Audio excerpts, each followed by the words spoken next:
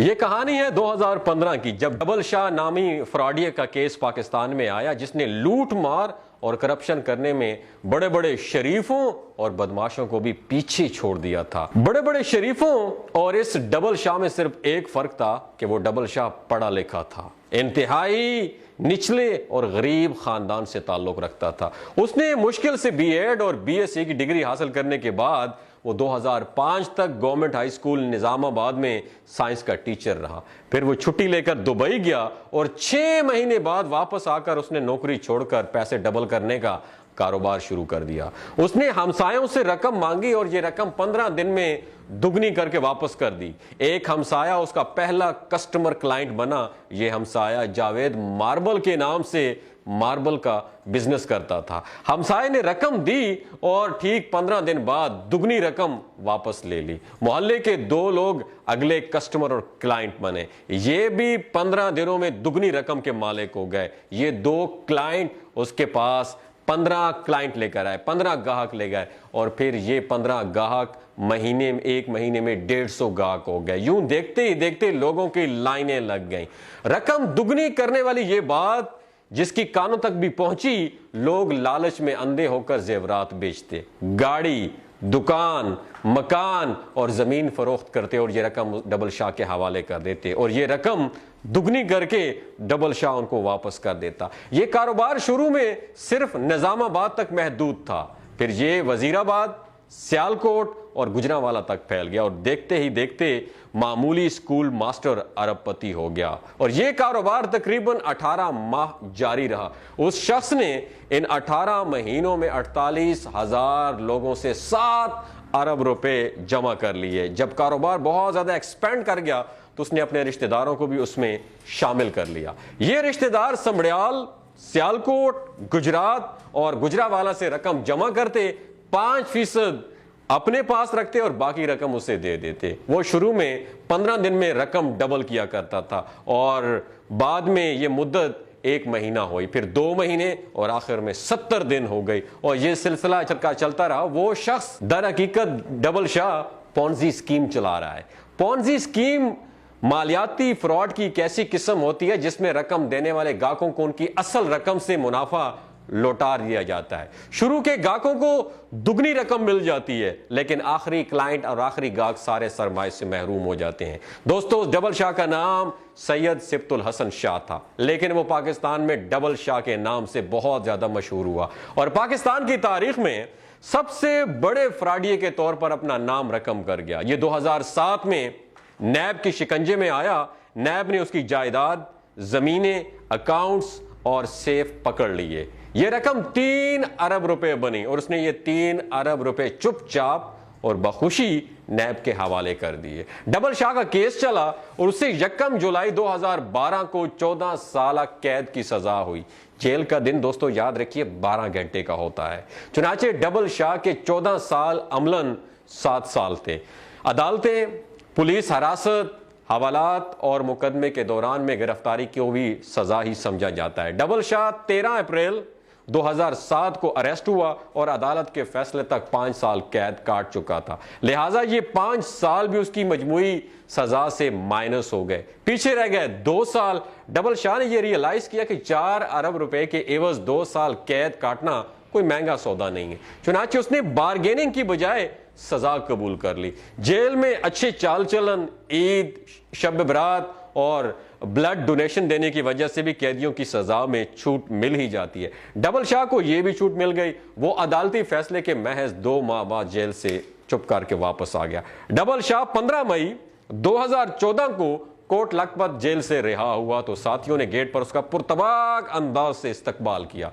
ये लोग उसे जुलूस की शक्ल में वजीराबाद लेकर आए। वजीराबाद में डबल शाह की आमद पर आतिशबाजी का मुजाहिरा हुआ। पाकिस्तानी तारीख के सबसे बड़े फ्रॉडिये को हार पहनाए गए, उस पर फूलों की मनोपत्तियां बरसाई गई और उसे मस्जिदों के लाउड स्पीकर्स के जरिए मुबारकबाद पेश की गई। हैरत की बात तो यह है कि वजीराबाद में आज तक कभी किसी सियासी, मजहबी और खिलाड़ी शख्सियत को इतनी पजीराई नहीं मिली थी जितनी डबल शाह को मिली थी। आप इस बात से अंदाज़ा लगा सकते हैं दोस्तों कि हमारा मुआशरा अंदर से कितना खोखला है।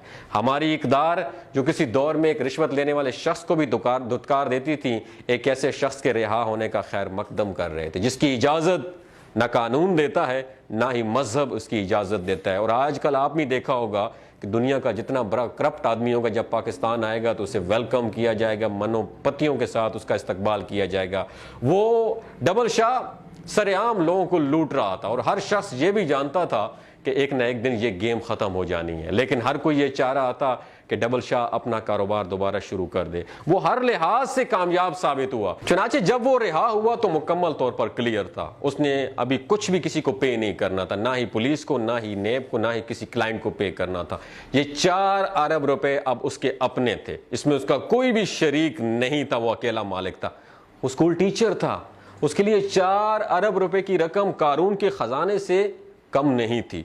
वो वजीराबाद से लाहौर शिफ्ट हुआ और दुनिया भर की सहूलियात के साथ शानदार जिंदगी गुजारने लगा। अब सवाल ये पैदा होता है कि क्या डबल शाह के आगे पूरी जिली इंतजामिया, कानून नाफिज करने वाले इदारे, नैब और एहतसाब के इदारे बेबस क्यों हो गए थे? सबसे बड़ा सवाल, वो क्यों सरेआम यूं आवाम को लूटता रहा?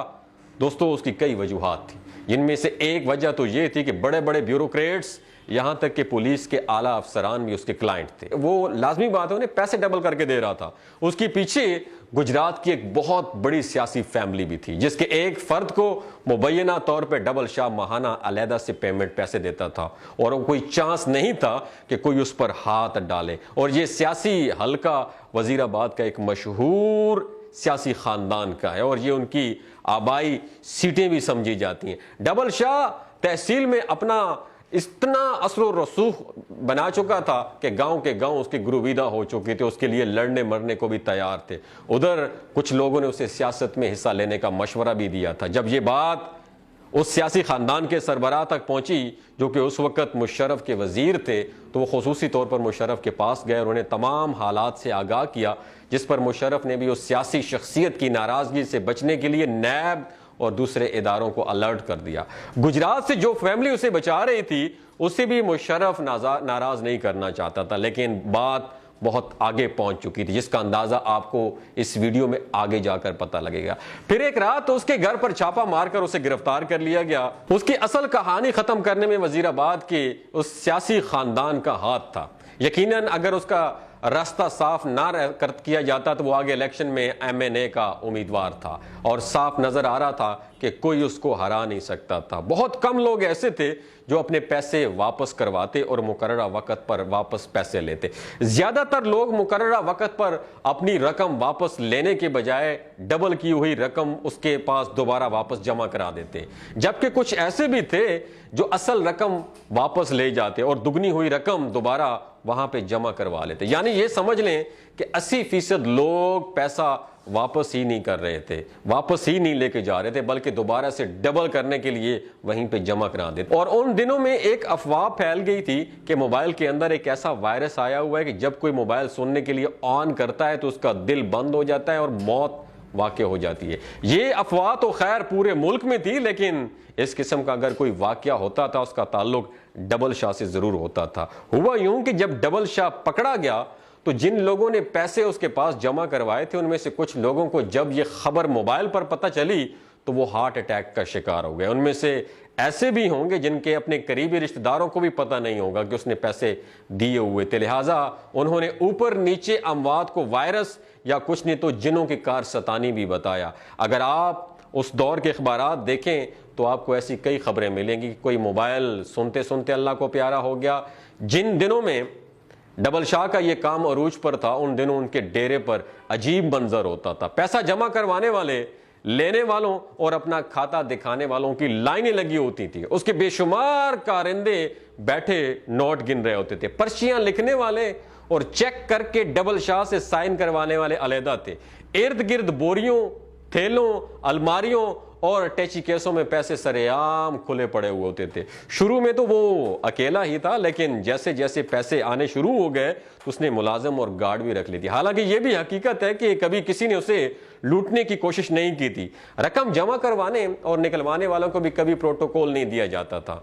कभी उससे पर्ची ली जाती और रकम अदा कर दी जाती, बस सिर्फ एक पर्ची के ऊपर काम हो रहा था। जब पैसे गिनकर पर्ची गाहक के हवाले कर दी जाती तो चाहे तो दूर की बात, किसी को पानी भी नहीं पूछा जाता था। लेकिन अब अल्लाह का निज़ाम भी मुलाहिजा कीजिए दोस्तों। सैयद सिब्तुल हसन उर्फ डबल शाह को रिहाई के 16 अक्टूबर 2015 को लाहौर में हार्ट अटैक हुआ। उसे पंजाब इंस्टीट्यूट ऑफ कार्डियोलॉजी ले जाया गया। उसकी तबीयत थोड़ी बहाल हुई, ये घर आया, लेकिन फिर ये शख्स 30 अक्टूबर 2015 को इंतकाल कर गया। ये शख्स 4 अरब रुपए मालिक होने के बावजूद दुनिया से चुपचाप रुखसत हो गया। आखिर में एक और दिलचस्प बात आपको बताता चलूं कि किसी सहाफ़ी ने अमेरिका के सदर डोनाल्ड ट्रंप से सवाल किया था कि फ़र्ज़ करें कि आप अपनी दौलत, तमाम दौलत से हाथ धो बैठे, आप कंगले हो जाएं, गरीब हो जाएं, टक्के टक्के के मोहताज हो जाएं, तो आप कौन सा कारोबार करना चाहेंगे? तो दुनिया के उस ताकतवर इंसान ने जवाब दिया कि वो पोंजी स्कीम, वो पोंजी का कारोबार दोबारा करना पसंद करेंगे। दोस्तों, ये पोंजी का कारोबार है, खुदारा इस कारोबार से ज़रूर बचिएगा। अगर आप इस कारोबार के दंदल में फंस गए तो आपको निकालने वाला कोई भी नहीं होगा और ज़िल्लत आपका मुकद्दर होगी। अगर आपको ये वीडियो अच्छी लगी हो तो ज़रूर शेयर कीजिएगा। अल्लाह हाफिज़।